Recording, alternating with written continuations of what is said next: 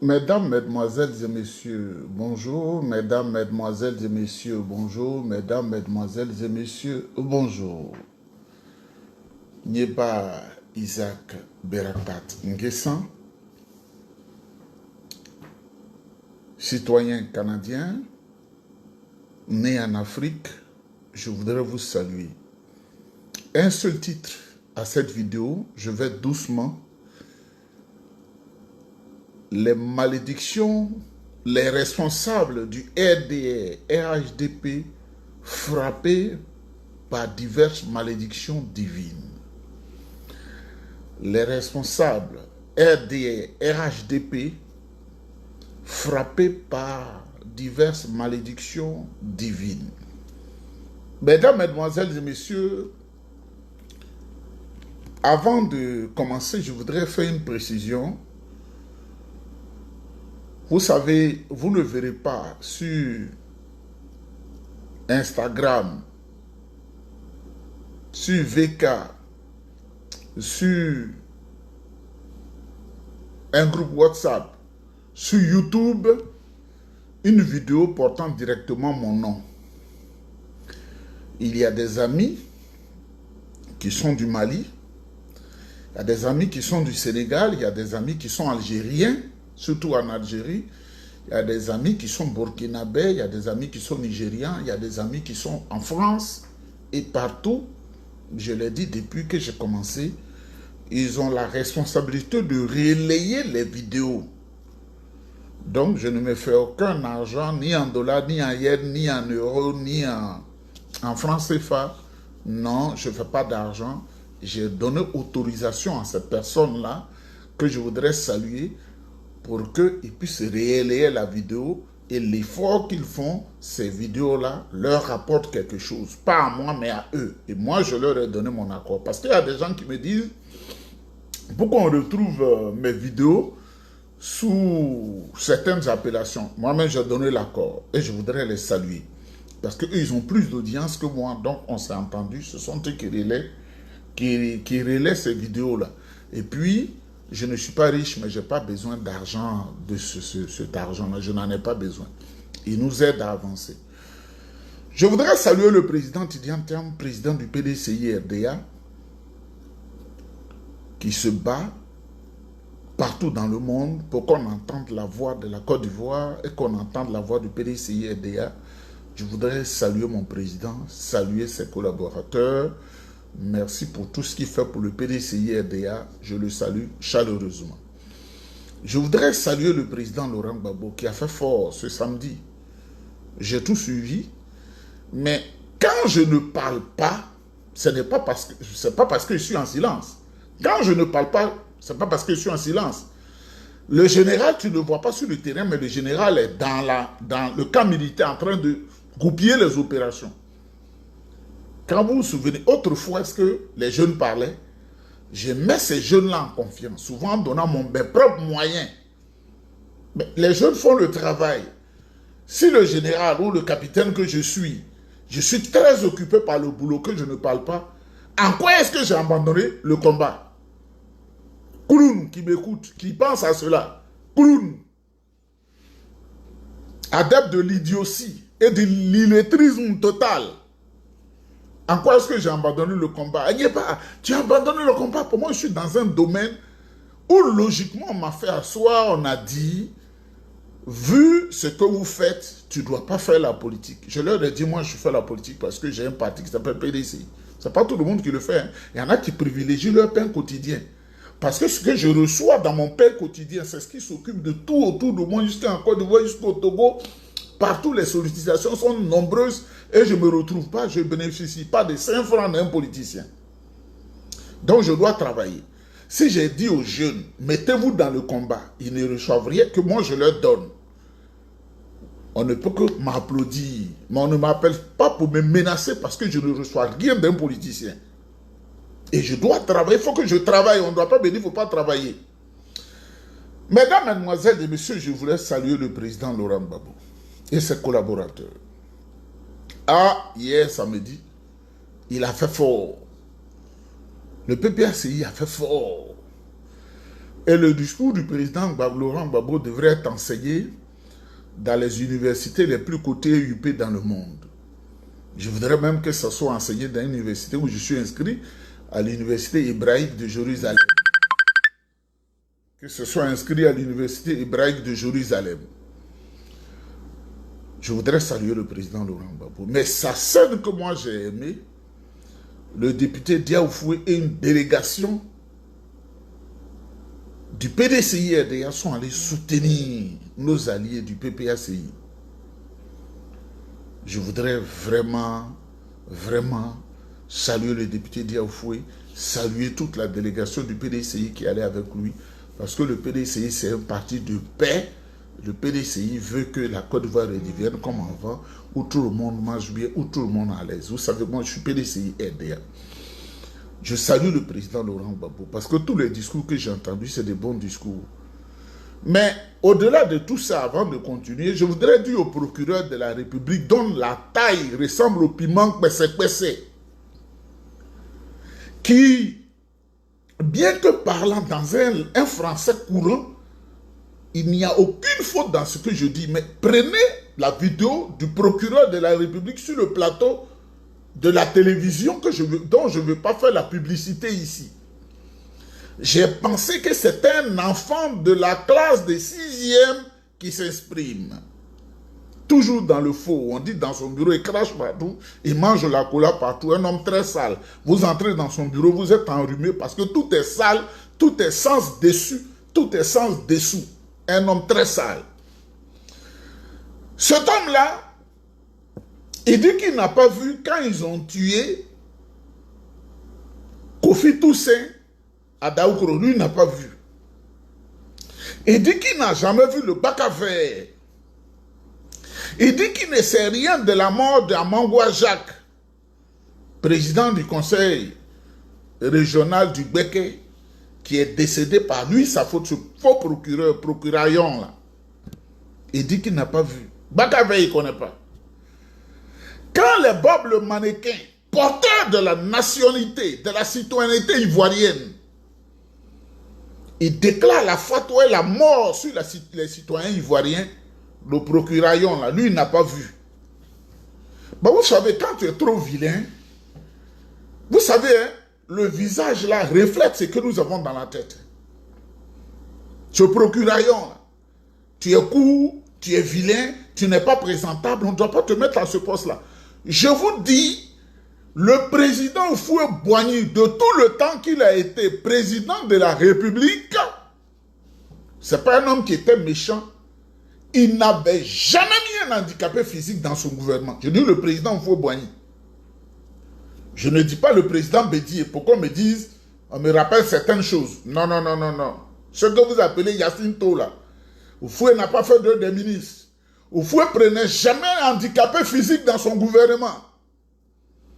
Même un ambassadeur qui représente l'image de la Côte d'Ivoire à l'extérieur, tu es court, très court, ou vilain physiquement, Houphouët n'a jamais utilisé cela, il les mettait dans l'ombre. Il y avait un qui était à la présidence qui s'appelle Pokundri. Il est court comme ça, comme Ayatollah. Très intelligent. Houphouët a fait en sorte, le président Houphouët-Boigny, que Pokundri soit caché. Du début de la fin jusqu'à... Tant que quelqu'un t'a pas dit Pokundri travaille auprès du président Houphouët-Boigny, tu ne peux pas le savoir. C'était Houphouët, c'était un noble. Tu es court, bossu. Ah! Moi, j'avais un parent qui a été pendant plus de 25 ans proviseur du lycée garçon de Benjerville, de premier agrégé en grammaire de Côte d'Ivoire. Houphouët n'a pas fait sa promotion. Hein. Il lui donnait beaucoup d'argent, mais là, l'image que tu représentes là, tu ne peux pas aller à l'ONU, tu ne peux pas être un ministre, tout ça là, on ne veut pas.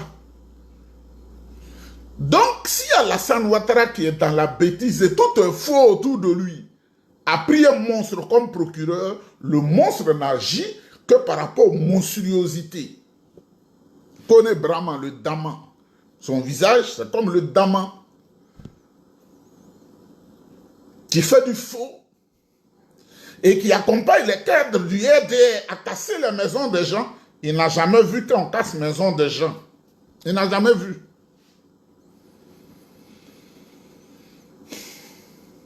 Il n'a jamais vu la fuite des deniers publics, c'est-à-dire le détournement des deniers publics. Pour ceux qui ne comprennent pas l'argent de l'État qu'on vole là. Ce daman-là, il n'a jamais vu ça. Les fœtus qu'on a retrouvés quelque part en gré, les fœtus des enfants, il n'a jamais vu ça. Lui, quand il fait une enquête, c'est par rapport au PDCI, c'est par rapport au PPACI, arrêter tout le monde. Même le gros python qui est sorti au plateau, ce python qui avalait les gens là, ce vilain monsieur-là n'a jamais vu ça. Alino Faso qui a été assassiné par les dirigeants du RDR et leur gouvernement, le procureur dit n'est pas au courant. Il écrit un papier lundi, le mercredi, il écrit un autre papier, samedi, un autre papier qui sort. Où a-t-il appris son droit? C'est pourquoi Alassane Ouattara doit tomber pour que nous réformions l'université d'Abidjan. Sinon, ce n'est pas une formation. Hein? Ce n'est pas une formation. Pour que nous réformions le système éducatif ivoirien, nous devons réformer le système éducatif ivoirien. Parce que tout est gâté. Tout est gâté.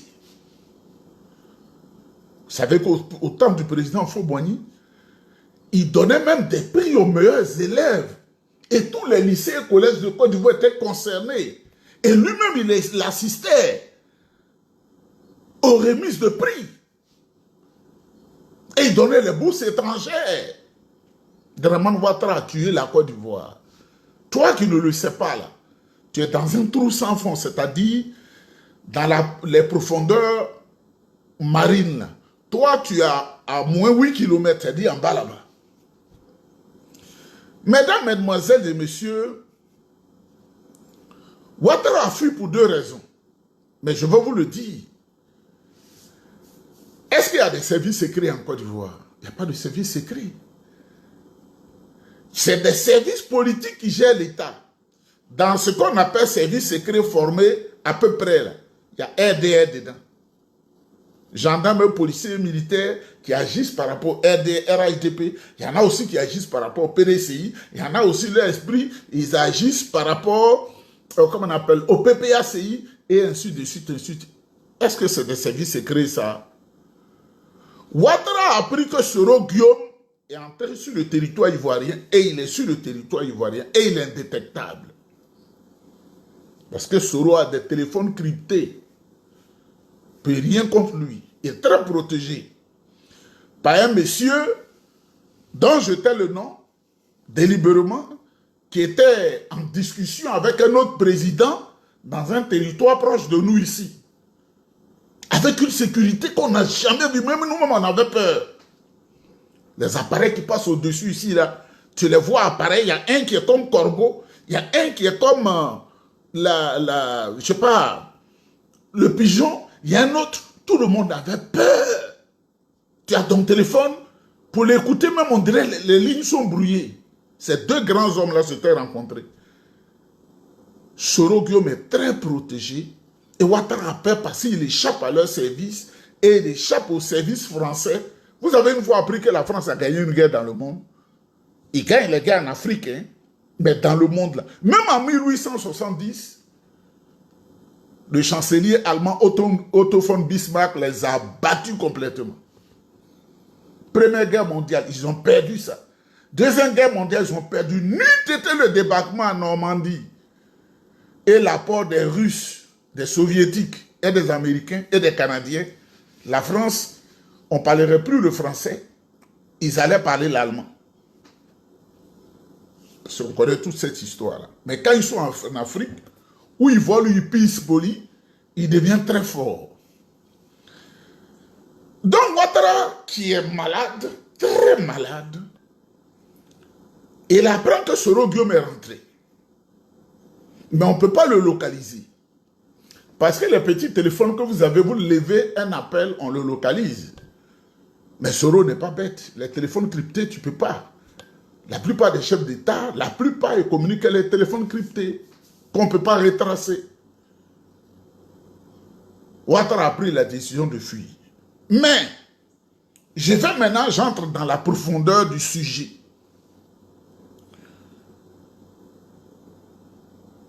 Les responsables et cadres du RDR et du RHDP sont frappés par diverses malédictions. Mesdames, Mesdemoiselles et Messieurs, écoutez-moi très bien. Quand tu as été complice de l'assassinat d'un être humain, c'est une lumière que tu as gâtée. Tu n'auras jamais la paix. Quels que soient les sacrifices que tu fais, quand vous analysez tous ceux qui l'ont fait, qui ont violé, qui ont volé, qui ont tué, dans ta descendance, toi-même tu vas souffrir avant de mourir, dans ta descendance tu vas souffrir, et l'argent que tu as eu en faisant le faux, tout cet argent va disparaître. Regardez la vie, les vies des cadres du RDR qui ont pris plaisir à verser le sang des Ivoiriens, des Ivoiriennes. Vous voyez leur vie, vous les voyez, ils meurent comme ça, c'est pourquoi il ne faut jamais les pleurer. Ouattao et moi, je voyais des gens pleurer qui ne comprenaient rien. Ouattao, là, ce sont eux qui ont tué les gens. C'était un plaisir pour eux. Même mon ami Ahmed Bakayoko, qui était le plus nul à l'école, pour sortir la tête de l'eau, il était le tueur de Ouattara. Parce qu'il a compris très tôt que Ouattara s'est fait même tuer. Donc lui, il doit faire ça. Et jusqu'à il a été ministre de l'Intérieur, sans aucun niveau d'études. Il est à Montano, chassé de l'université, aucun diplôme. À Montano que vous voyez là. Et pourtant, il avait toutes les chances. Son papa a été ministre de l'Éducation nationale, donc son papa avait les moyens de le scolariser. C'est son oncle maternel. C'est la sœur et c'est le frère de sa maman qui était le président Yassé Philippe. Mais rien n'est rentré dans sa tête. C'est tous ces malfrats-là qui se sont retrouvés dans le RDR-RHDP. Si c'est Bakongo était instituteur à Ouragayo, en 3 ans, il dit qu'il a eu doctorat. Il y a beaucoup de choses que nous savons, il y a beaucoup de choses que le monsieur, le bon tuteur qui n'est plus m'a confié, si je vais les éclater, ça va troubler les esprits de certaines personnes qui ont fait du faux sur toute la Côte d'Ivoire, qui se sont fait appeler professeur, il y en a professeur. Et donc, Alassane Ouattara, il tombe, on l'injecte. Parce que s'il sort du pays qu'on ne le voit pas, ça veut dire que lui qui dit qu'il est en bonne santé, les gens vont se poser beaucoup de questions. Donc, on lui fait des injections fortes pour qu'il puisse tenir 2 heures et saluer les gens. Mais au moment où je vous parle, je dis aux gens du RDR de beaucoup prier pour Ouattara. Parce qu'on peut tout dire, il ne faut jamais souhaiter le mal à un être humain. La mort, non, non, non, non, non, non, non. Ça, c'est pas bon. On peut être ennemi, on peut être adversaire, mais la mort, c'est pas bon. Donc, je souhaite que le président Alassane Ouattara guérisse. C'est pourquoi je prie pour lui et je demande à ses partisans de prier pour lui. Parce qu'à l'hôpital américain de Paris, là, ce n'est pas un hôpital qui est hermétiquement fermé. Ça, je vous le dis. Vous savez, je vais régulièrement à Paris. Ce n'est pas un hôpital qui est hermétiquement fermé. Même si tu dis, je vais à la chambre, tant, et on te laisse passer parce que tu peux avoir un parent là-bas. Son PVE est très engagé. Son pronostic vital est très engagé. Son pronostic vital est très engagé. C'est pourquoi je dis, il faut prier pour lui. Vous devez prier pour lui. Parce que nous qui sommes croyants, le malfaiteur, il faut prier pour lui. Il ne faut pas maudire le malfaiteur. Celui-là qui est venu en Côte d'Ivoire, qui a pris plaisir à verser le sang des Ivoiriens, à détruire les gens, à créer la charte du Nord, à créer la carte de séjour, et qui est retourné à l'arrière pour faire croire que ce sont les autres, il faut lui pardonner. Il faut qu'il soit là pour voir que la Côte d'Ivoire a changé, parce que la Côte d'Ivoire va changer bientôt. Mais je parle de malédiction, parce que au moment où Ouattara est en train de souffrir à l'hôpital américain de Paris, Koné Tchemoko Mélié, son vice-président, en train de souffrir aussi à l'hôpital américain de Berlin. Et on nous dit que ce que les gens voient, ça ressemble un peu à la manifestation d'une petite fiole. Ah, Téné Birahima Ouattara. La manifestation d'une petite fiole parce que Téné Birahima Ouattara était en conflit avec Tshomoko Mélié. Et subitement, Tshomoko Mélié est malade. On l'a transporté à l'hôpital américain de Berlin. Regardez, président est malade, il est en France. Vice-président est malade, il est à Berlin. Ce n'est pas la malédiction dont je parle là. Mais allons loin. L'insulteur public, le ministre Touré Mamadou, au moment où je parle là, il a subi une opération dans Paris là. Ça, c'est quoi ça? Mais RHDP, la charité bien ordonnée commence par soi. Mais vous dites, vous avez créé des hôpitaux de haut standing. Des hôpitaux qu'on ne voit même pas au Canada. Des hôpitaux qu'on ne voit pas aux États-Unis, qu'on ne voit pas en France, qu'on ne voit pas en Allemagne, partout, en Irlande. Mais quand vous avez une petite toutou, vous courez pour aller à Paris. Vous êtes à Paris, vous êtes à Berlin, vous êtes à Dublin. Vous n'aimez pas les hôpitaux que vous avez construits. Touré Mamadou, après avoir marché avec la canne, parce que vous savez, woubitiquement, c'est un spécialiste de la promotion du woubitisme, du woubisme. Tout ça là, on est sur des réseaux sociaux, tout est gâté. On doit déchirer ici, on doit déchirer ici, rafistoler, racoler. Si je veux dire le nom de leur cadre, vous serez étonnés. Vous avez tué les gens. Vous ne savez pas si les gens sont infectés dans leur sang. Soit ils ont le VIH-Sida. Ils ont l'hépatite. L'hépatite A, l'hépatite B. Des cancers. Vous ne savez pas. Mais vous avez vu des féticheurs, des marabouts, des diseurs de bonne aventure. Mettre ce produit-là dedans. Prends le sang de la personne, il faut boire. Comme vous avez fait devant la face du monde avec le gendarme que vous avez égorgé à Boaké. Voilà votre mentalité. Vous avez bu tout ça là. Vous êtes pourri, vous êtes infecté de sida. L'hépatite B, l'hépatite A ou l'hépatite C, tout ça là vous a pris. Vous êtes malade. C'est ce que nous on appelle les malédictions. Parce que moi-même là, en tant qu'être humain, même mon propre sang, si je me blesse, je ne sais même pas là, je ne sais pas le goût de mon sang. Je ne le ferai jamais. Je n'ai jamais goûté mon sang pour savoir ce que c'est. Parce que le sang, il est sacré. Le sang, quand tu le goûtes, tu as fait un pacte avec toi-même. Et ça te diminue. Quand tu goûtes ton sang, tu as fait un pacte avec toi-même. Ça te diminue.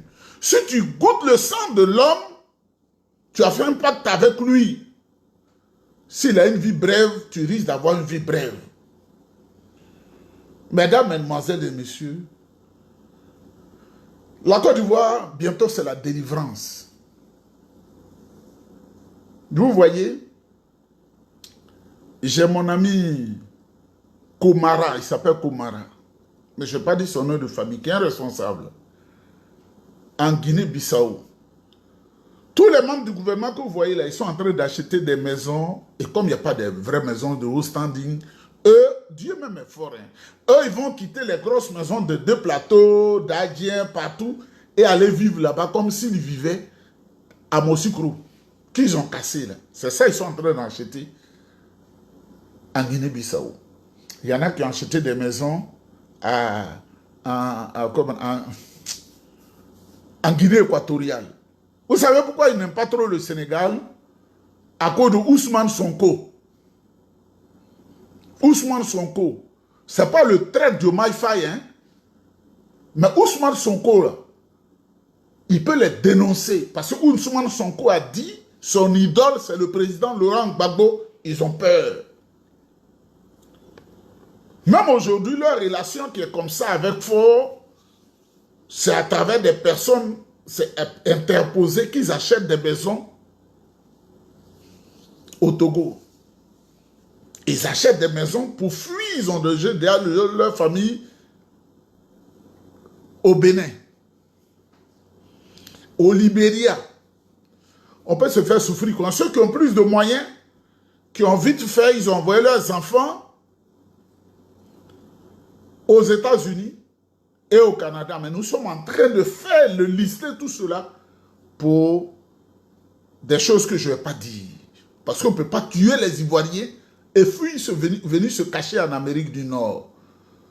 C'est pourquoi je voudrais saluer les organisateurs de la manifestation d'hier devant la Maison Blanche aux États-Unis. Mesdames, Mesdemoiselles et Messieurs, l'heure des malédictions, c'est maintenant l'heure des malédictions sur les cas du RHDP. Vice-président est malade, il est en Allemagne. Président est malade, il est comment on appelle, il est en France. Tout le monde est malade chez eux. De Woubi, tout le Mamadou est malade, il vient de passer à une opération bizarre. Mesdames, Mesdemoiselles et Messieurs, on aura le temps de parler.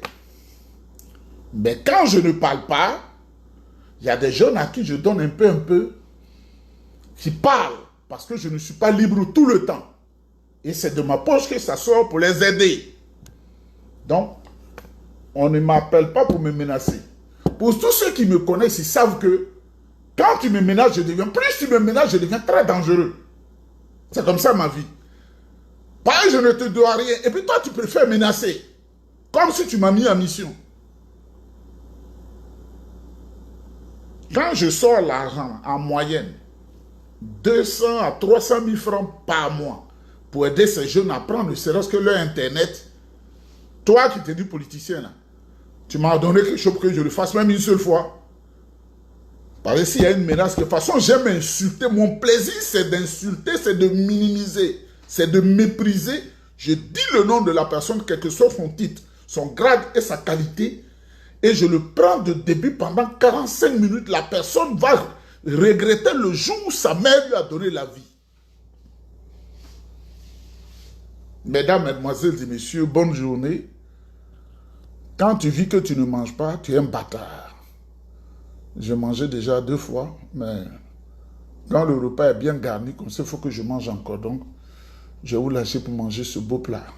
Il faut manger, hein. Si tu ne manges pas, ton cas là, si tu n'es pas heureux sur la terre, tu ne peux pas avoir le paradis. Parce que ton cœur brûle toujours, donc tu vas penser mal. Celui dont le cœur n'est pas en paix, qui brûle toujours, tu penses mal. Donc tu ne peux pas aller chez Dieu. Mais quand tu manges bien, que tu es à l'aise, mais naturellement, le paradis est ouvert parce que tu es tellement content que tu vas donner aux autres. Que Dieu vous bénisse, que Dieu vous protège, on est ensemble.